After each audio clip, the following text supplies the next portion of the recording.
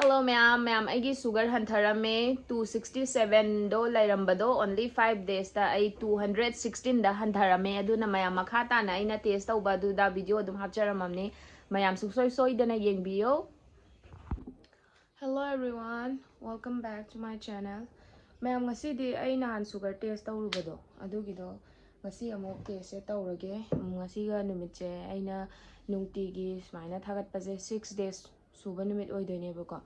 aduna aina ngasi do mangani khudingi olake habado adudugi aina sugar test do tawraga dum ma'am da ido handabra do yenghange tawbani ai guli sungcha cha dabidani-bako ado ma'am hojik se ayuk ne ai kem chadri ai gi mithi water se thaga oina tawdoine sasu sari-bako ado sigi mithi water je thaksallaga sugar test tawba kashum kaide ko haidi fasting test tawba matamda ising thaidana sisu achamba ising ne haba dum kashu kaide ba haidi akoina sangom yawba cha adugumadi thakpa yade ko fasting tawbada adagi chini yawba pot yade changang thaju kitang chajam chini gumba yawdebida pana thaga su fasting test tawbse kashu kaide ba ko chini yawraga di yade ma'am aduna aigi oina di sigi kaino se thaga mithi water je thaga test tawdoine ba ko detox water atai thaktrikanda aduni ma'am aduga kainom tanga hijageba akoina sugar test tawbase khangbasing na budi khangamani ado sum high ge khangdabasu yawebuko ado kaino samna harga nungdang chak thengna chaba kaya budi nganna budi dum chanai ne pung 10 12 da kasu kana budi chak chana de dusu tambangam de dana ahing daga put lama ini gaina ga mucha san ba chara wanjan ba gain tawbu yawbudo haidi ahing ga tum da kan da chak lama ga yawbuda cha san lubudo adoi taragadi nongala sugar test tawbu matamda samna harga koina nungdang da kaino pung 10 da charaga hayeng kaino nganta na test tawbuda pung 9 phada taragadi aina hainingi se marak sida koina sugar test tawbuje koina nungdang chakcha giba se sigi matung dai thap parak pa pungje pung 9 gap laigadamne ba dugi matung da test tawgadamne ba haidi aduna akoina ga puklame kaina pung 12 amaga tar kan sabs dum yawbuni mi adumaina chasaluraga hayeng nongala nganta na tum hogotlaga ga test tawsan bado pung 9 phada bida adu kana de ko adugi result do kana banate adugi report to aduna 8 hours di kem cha da bida adumaina leiraba matung da koina fasting test tawgadamni ko adune ma'am adu sum haining bagine ko loi khangnaraba ngatane adu sum aina su khangdaba khara amani yawba du maingonda message kumba tawbirakpado adudugi sum haibane ba sini ma'am adu ai si se thaktokhige sari ba ije yam kanna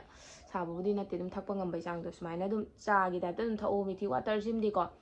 diabetes na ba mina di sum tha thara no du weight loss ta ju ka nei ba adu weight loss ta sum hainadraga di haibane ba ko manam je kasu hawbudi hidak ko kaida hawduino na cha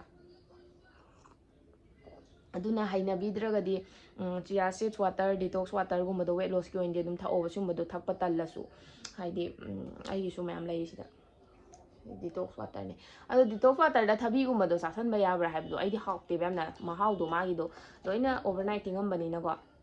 adum gano tawdeba ado yong to ai giso nungsida ka do khara hingonda hawbodo ama ni panbado loire aina thawtokpada ado kasu leitabdo aina adum arai bana semeba thabi ne champra ne adu haiku khara hapchallaga arai budu dum semoba haidi aina detox water sembai myam utra ada pochai singdo amta sudre na semdaba thaktabdo tawno ba thakpiyoba dum arai budum semjallo kasu kaideba ade sunglai leitraga su thabi dang tawga sum thaoba kaide basidi haidi akoi leitabadabudi lainabudi honagadam su leitrena tokpado adudi tawgano sini aduna ne isoi daba ma hairaga di smaina flaxseed water je sumbasidi adum lei flaxseed am lei gibduna ko ina chatle sumbaje dum tawbiba ko aduga mayam akoi nupi gi period lakpado ko period lakpa kanda di akoi do ai su taweba ko period lakpa kanda di ising yam thaksan bado detox water smaina du thakpado ai thakte ba ko champra do thakte ba champra yawra detox water sembado ai thakte aduga kaino aduna ai ising jam thakpasu akoina sum wan tawbo ko aduda do nungai te dana ko aduduna smaina flaxseed water liter am tangde in sem de aduga nungden ga ka da su dum asaba sumaina thakpa yawe thakta ba yawe dum period matam da di dum yam ka hena yam strict oina di tawde dum sengna haige aduga sumba dum liter am tang semaga dum thai ai tar yam thaksan de haidi nungai te dana koi da ko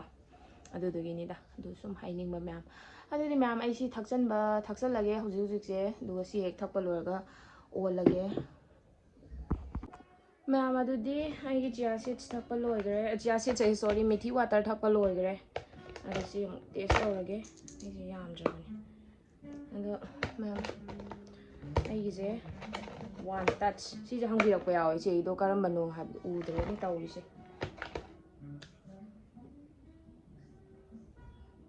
1 touch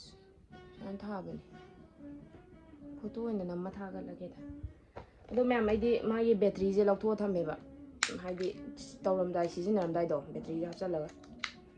adi battery gum do si battery ram sigan bane ai hana su si gare dum battery do phangda dana ko phangudi phangam bai khangde duga phangda dana ai yoina de dum kano dagi layeba tonga na mu si mu si che mu lai ri ne haba ya da dana ha pakhale yenga si kya lai ye na ai ra han lai ye do 263 ra ka ni yoin taw ra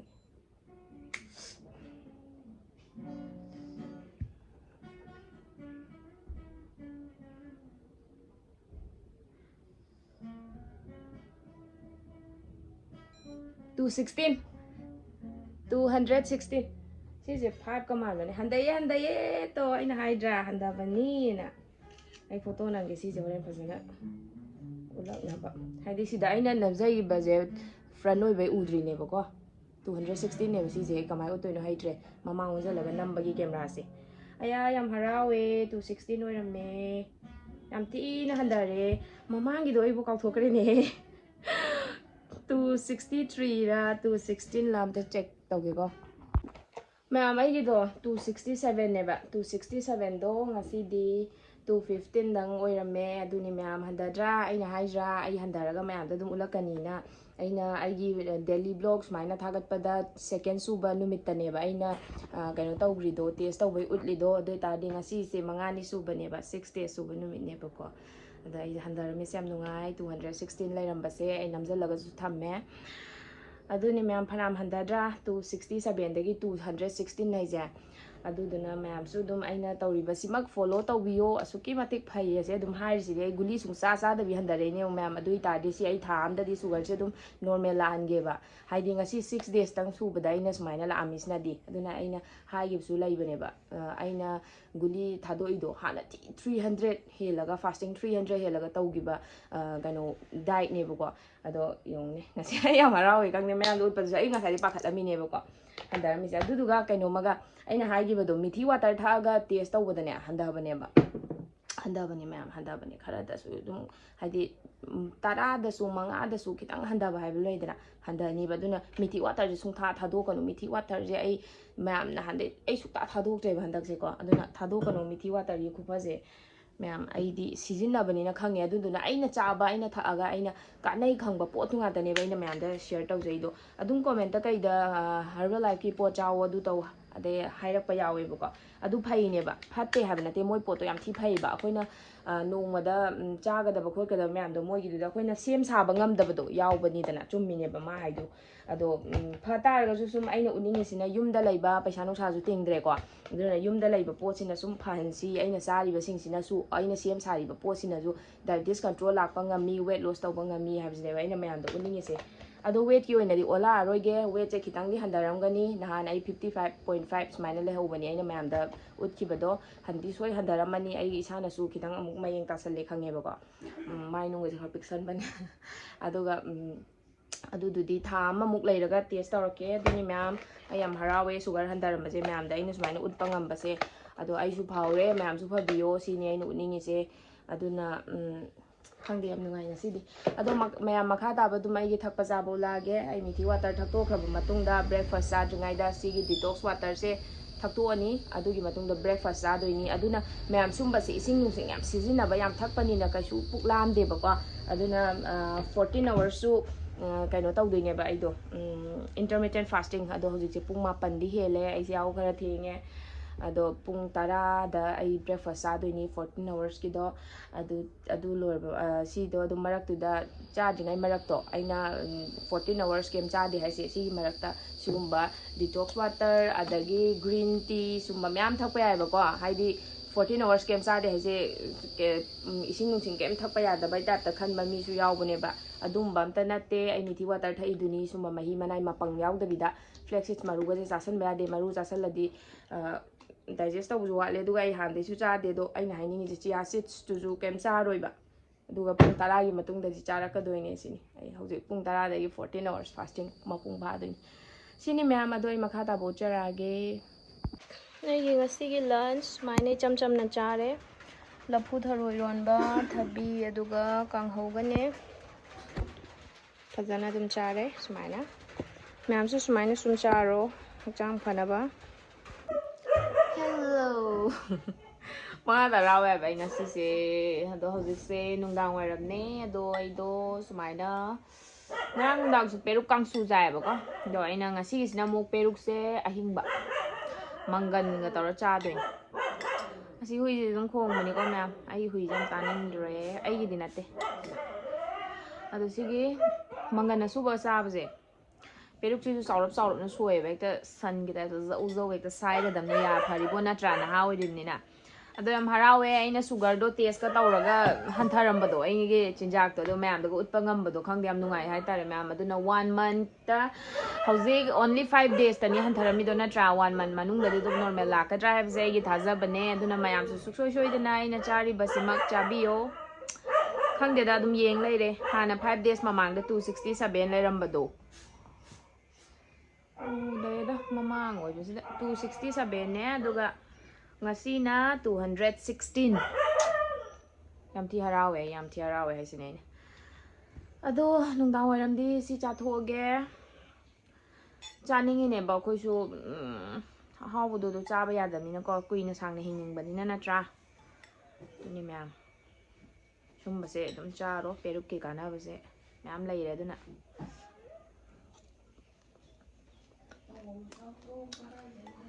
ꯑꯗꯨꯒꯅꯦ ꯀꯩꯅꯣꯁꯨ ꯇꯧꯒꯦꯕꯀꯣ 90 daysꯁꯤꯗꯤ ꯃꯌꯥꯝ ꯁꯨꯡꯆꯥ ꯆꯥꯔꯣꯏꯁꯦꯕ ꯆꯤꯠ ꯃꯤꯜꯁꯦ ꯑꯗꯨꯒ ꯆꯤꯠ meal ꯍꯥꯏꯔꯒ ꯑꯩꯈꯣꯏꯅ ꯀꯩ ꯆꯤꯡꯍꯟꯁꯤ ꯍꯥꯏ ꯀꯥꯟꯗ ꯁꯟꯗꯦꯒꯨꯝꯕꯗ ꯌꯦꯟ ꯊꯣꯡꯕ ꯑꯣꯛ ꯊꯣꯡꯕ ꯁꯟ ꯊꯣꯡꯕ ꯂꯩꯗꯅ ꯑꯗꯨꯒꯨꯝꯕꯗꯣ ꯑꯣꯏꯍꯟꯁꯦꯕꯀꯣ ꯑꯗꯣ ꯁꯤꯗ ꯀꯩꯅꯣ ꯏꯃꯥꯒꯨꯝꯕ ꯅꯤꯅꯦꯒꯨꯝꯕ ꯈꯔ ꯑꯗꯨꯝ ꯑꯩꯉꯣꯟꯗ ꯅꯨꯡꯁꯤꯅ ꯀꯃꯦꯟ ꯄꯤꯕꯤꯔꯛꯄ ꯃꯌꯥꯝ ꯌꯥꯎꯋꯦꯕ ꯑꯗꯣ ꯄꯣꯔꯛꯀꯨꯝꯕ ꯑꯩꯅ ꯍꯧꯖꯤꯛ ꯑꯣꯛ ꯁꯟ ꯀꯥꯏꯅ ꯄꯟꯈ꯭ꯔꯦꯗꯣ ꯅꯨꯡꯉꯥꯏꯇꯕ ꯆꯥꯗꯕ ꯌꯥꯎꯔꯝꯅꯦꯕꯀꯣ ꯑꯗꯣ ꯁꯣꯔꯤ ꯑꯗꯣ ꯑꯩꯒꯤ ꯑꯣꯏꯅꯗꯤ ꯆꯥꯏꯌꯦꯕ ꯑꯗꯨꯒ ꯑꯆꯥꯕꯁꯤꯡꯗꯁꯨ ꯆꯥꯕ ꯌꯥꯏ ꯑꯗꯣ ꯍꯥꯏꯖꯕꯅꯤꯀꯣ ꯈꯨꯍꯥꯎ ꯑꯃ ꯃꯪꯒꯟ ꯑꯁꯨꯕꯒ ꯑꯗꯣ ꯁꯤꯁꯦ ꯀꯩꯅꯣ ꯍꯩꯕꯤ ꯃꯅꯥꯒ ꯇꯧꯕꯗꯣ ꯌꯥꯝ ꯆꯥꯅꯤꯡꯉꯦꯕ ꯑꯗꯣ ꯎꯄꯥꯏ ꯂꯩꯇꯦ ꯄꯥꯟꯗꯦ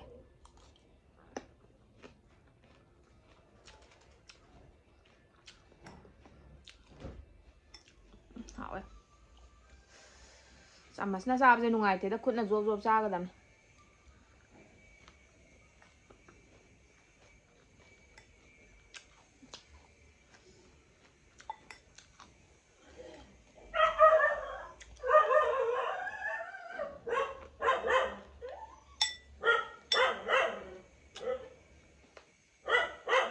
ngầm khꯪ데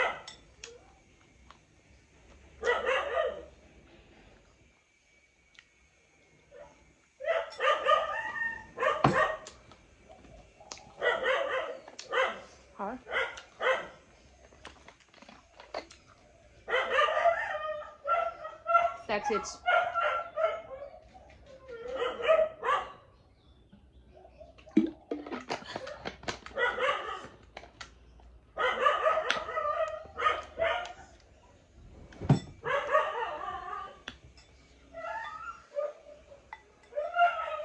ꯑꯗꯣ ꯃꯌꯥꯝꯅ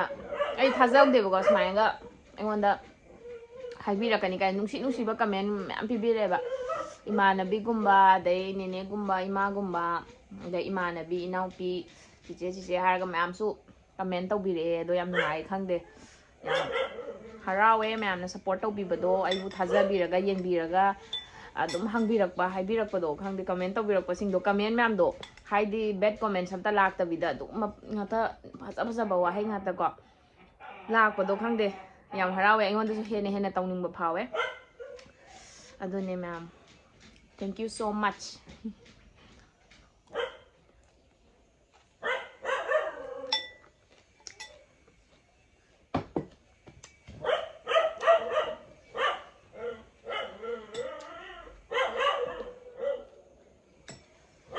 ꯑꯗꯨꯅꯤ ꯃꯌꯥꯝ ꯁꯦꯝꯃ ꯆꯥꯔꯅꯤ ꯑꯗꯨꯒ ꯉꯥꯏꯍꯥꯛ ꯂꯩꯒ ꯒ꯭ꯔꯤꯟ ꯇꯤ ꯅꯠꯇ꯭ꯔꯒ ꯑꯗꯨꯝꯕ ꯂꯣꯇꯁ ꯇꯤ ꯀꯣ ꯑꯗꯒꯤ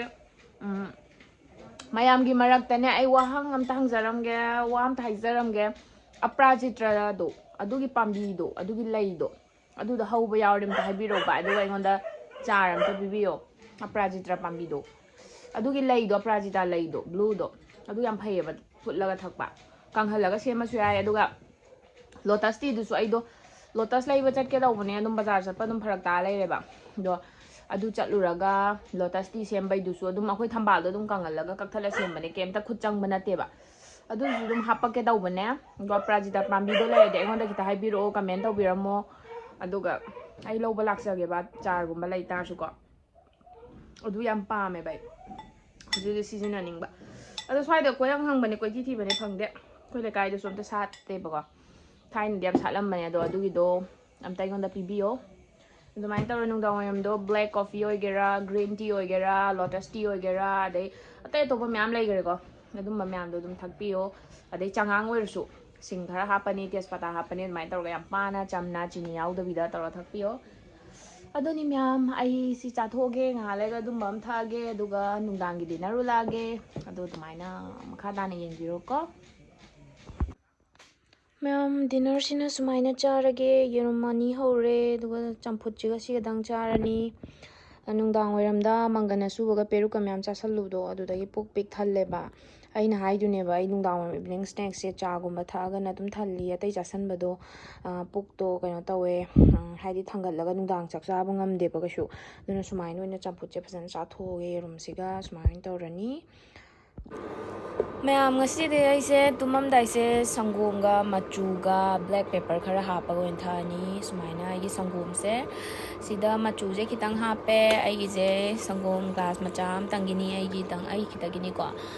aduduga sumaina phajana khai berani sangom do dum thangat paga ing adum thangat kaino adum hapchan ba yare ko duga sigi black pepper gul mohor je ma tara hape ado powder oina hapasu ai ko ado ai powder loi thoki baine baina maru je oina hapise phajana lon doini sise phajana sohan bi doini aise saure myam minute manga mangai re sangom sisu manga ke su phade da sangom sisu nga sayu ki aron ba ne ba ko aina kha tham ba ne ba tumam dai doin thakena aduni myam si thakpase isada kana yam lei ko adu gi si oina thani ngasi oina di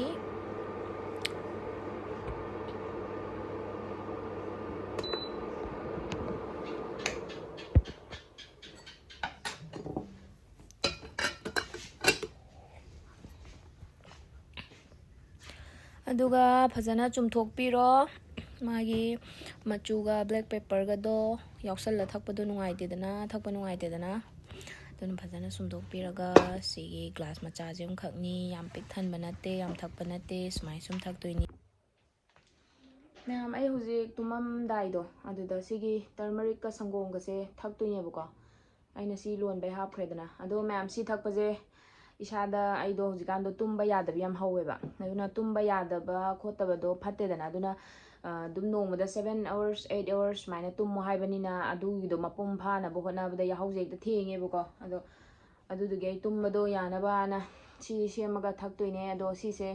लोइना अनाबा तैदसु ma'am फै सरू सरांजु यादे जे खोंग खुचे यादबि तवेबको अदुगा ma'am संगोम थाए हाइना कनो संगोम थाए हाइना weight loss तौनिंगबा Meena कीबा यावंगनीबको संगोम थकबा तन ma'am लैदना अदु सुमाइना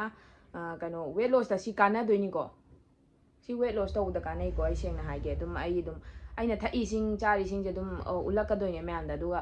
दुम डायबिटीज हंदाबै उतलेदनाको अदो वेट लॉस दुजु दुम सुंबा मैम दुम था चारागा दुम कनो हंथई हाइबदो अदुइ पोतुने बैन उलकदोइसे हाइदि थोइना वेट लॉस तौनिंगेने ना केम चादबिदा हयेंग तुंगदा सोलकदबा मौंगदा वेट लॉस तौदो सरो अफा अफाबा चारागा हयेंग तुंगदाजु सुंसोक सोइदबिदा इसादो फना वेट तो लॉस तौबना फैदनाको अदुदुगिनेबा आइना सी थके तैसे दो महाउ सेंगसिको केम तौदे यम हावे अदो गोल्डन मिल्क अदो टर्मरिक टी हाइसेको सी याम फबने मैम सु सिजिनावो अदो सी थागा तुमदोइने आइसु तुमबा यादे एंजाइटी डिप्रेशन याम लई स्ट्रेस याम लई अदुम्बसु लोय फरबने सरू सरांग यामना ꯀꯩꯅꯣ ꯇꯧꯕ ꯁꯣꯟꯕ ꯀꯩꯗꯧꯕꯗꯣ ꯑꯗꯨꯒ ꯃꯌꯥꯝ ꯑꯩꯁꯦ ꯂꯣꯏ ꯇꯣꯛꯈ꯭ꯔꯒꯀꯣ ꯑꯩ ꯏꯁꯥꯁꯦ ꯁꯔꯨꯁꯦ ꯁꯣꯟꯕꯩ ꯆꯥꯡꯗ ꯑꯩꯗꯤ ꯀꯩꯅꯣ ꯑꯩꯒꯤ ꯄ꯭ꯔꯣꯕ꯭ꯂꯦꯝꯁꯦ ꯀꯩ ꯂꯩꯔꯝꯒꯦ ꯍꯥꯏ ꯀꯥꯟꯗ ꯑꯩꯅ ꯍꯟꯗꯛꯀꯤ ꯁ꯭ꯇ꯭ꯔꯦꯁ ꯂꯩꯕꯗ ꯑꯩꯅ ꯄꯪꯆꯥ ꯆꯥꯁꯜꯂꯨꯏ ꯊꯛꯆꯜꯂꯨꯏ ꯍꯥꯏꯕꯗ ꯁꯨꯒꯔ ꯋꯥꯡꯈꯠꯄ ꯃꯇꯝꯗꯣ ꯑꯗꯨꯗ ꯑꯩꯁꯦ ꯈꯣꯡꯒꯥꯏꯕꯨ ꯍꯦꯛ ꯆꯟꯕ ꯌꯥꯔꯝꯗꯕ ꯃꯤ ꯑꯣꯏꯔꯝꯃꯕꯅꯦꯕ ꯈꯣꯡꯒꯥꯏ ꯆꯟꯕ ꯉꯝꯗ꯭ꯔꯕ ꯅꯥꯕꯅ ꯉꯥꯎꯕ ꯍꯦꯛꯇ ꯆꯤꯛꯈꯩ ꯑꯗꯨꯒ ꯈꯣꯡꯗꯣ ꯀꯥꯔꯟ ꯇꯧꯔ ꯐꯝꯕꯗꯣ ꯈꯣꯡꯗꯣ ꯁꯨꯃꯥꯏꯅ ꯀꯥꯔꯟ ꯇꯧꯔ ꯐꯝꯕꯗꯣ ꯑꯗꯨꯁꯨ ꯉꯝꯗ꯭ꯔꯦ ꯈꯣꯡꯗꯣ ꯅꯥꯃꯟꯗꯅ ꯑꯗꯨꯒ ꯈꯣꯡꯒꯥꯏ ꯆꯟꯕ ꯑꯗꯨꯗ ꯀꯩꯝ ꯉꯝꯗꯦ ꯑꯗꯣ ꯑꯩꯅ ꯑꯦꯛꯁꯔꯁꯥꯏꯁ ꯇꯝ ꯇꯝꯅ ꯇꯧꯔꯒꯀꯣ ꯐꯔꯛꯏꯅꯦ ꯑꯗꯨꯒ ꯍꯟꯗꯛ ꯆꯤꯟꯖꯥꯛ ꯀꯛꯄꯗꯒꯤꯗꯤ ꯑꯃꯨꯛ ꯐꯒꯠꯂꯛꯑꯦ ꯂꯦꯡꯕ ꯈꯣꯠꯄꯗꯣ ꯈꯣꯡꯒꯥꯏ ꯆꯟꯕ ꯀꯩꯀꯥꯗꯣ ꯉꯝꯃꯛꯑꯦꯕ ꯑꯗꯨꯗꯨꯅ ꯑꯩ ꯁꯔꯨ ꯁꯔꯥꯡꯁꯨ ꯁꯣꯟꯕꯅꯤꯅ ꯁꯨꯝꯕꯁꯤꯁꯨ ꯈꯔ ꯈꯔ ꯊꯛꯀꯦ ꯑꯗꯣ ꯑꯦꯟꯖꯥꯏꯇꯤ ꯗꯤꯄ꯭ꯔꯦꯁꯟ ꯁ꯭ꯇ꯭ꯔꯦꯁ ꯂꯩꯕꯗꯨꯁꯨ ꯐꯅꯕꯅ ꯁꯤꯖꯤꯟꯅꯩꯅꯦ ꯑꯗꯣ ꯋꯦꯠ ꯂꯣꯁ ꯇꯧꯅꯤꯡꯕ ꯃꯤꯅꯁꯨ ꯑꯗꯨꯝ ꯊꯛꯎꯕ ꯁꯤ ꯄꯣꯠꯁꯦ ꯑꯗꯨꯅꯦ ꯑꯗꯣ ꯑꯩꯅ ꯑꯗꯨꯝ ꯁꯤ ꯊꯛꯅꯤꯡꯗ꯭ꯔꯁꯨ ꯑꯗꯨꯝ ꯀꯩꯁꯨꯕꯨꯗꯤ ꯀꯥꯏꯗꯦ ꯑꯇꯩ ꯑꯇꯣꯞꯄ ꯑꯩꯅ ꯑꯗꯨꯝ ꯅꯨꯡꯗꯥꯡ ꯇꯨꯝꯃꯝꯗꯥꯏꯗ ꯊꯛꯅꯕ ꯁꯦꯝꯕ ꯃꯍꯤ ꯃꯅꯥꯏꯗꯣ ꯑꯗꯨꯗꯤ ꯑꯗꯨꯝ ꯊꯛꯄꯤꯌꯣꯕ ꯑꯗꯨ ꯑꯣꯏꯇꯥꯔꯗꯤ ꯍꯌꯦꯡ ꯅꯣꯡꯉꯥꯜꯂꯒ ꯐꯔꯦꯗꯅꯀꯣ ꯏꯁꯥꯗꯣ ꯌꯥꯝ ꯀꯥꯟꯅꯕꯅꯦ ꯑꯗꯨꯅꯤ ꯃꯌꯥꯝ ꯑꯗꯣ ꯍꯌꯦꯡꯒꯤ ꯚꯤꯗꯤꯑꯣꯗ ꯑꯃꯨꯛ ꯑꯇꯩ ꯑꯇꯣꯞꯄ ꯀꯥꯟꯅꯕ ꯃꯌꯥꯝ ꯁꯦꯝꯖꯔꯛꯀꯦ ꯑꯗꯣ ꯍꯌꯦꯡ ꯑꯃꯨꯛ ꯊꯦꯡꯅꯔꯁꯦ ꯉꯁꯤꯒꯤꯗꯤ ꯀꯥꯏꯅꯔꯁꯦ ꯃꯌꯥꯝ ꯒꯨꯗ ꯅꯥꯏꯠ ꯁꯤ ꯊꯛꯆꯜꯂꯒꯦ ꯕꯥꯏ ꯕꯥꯏ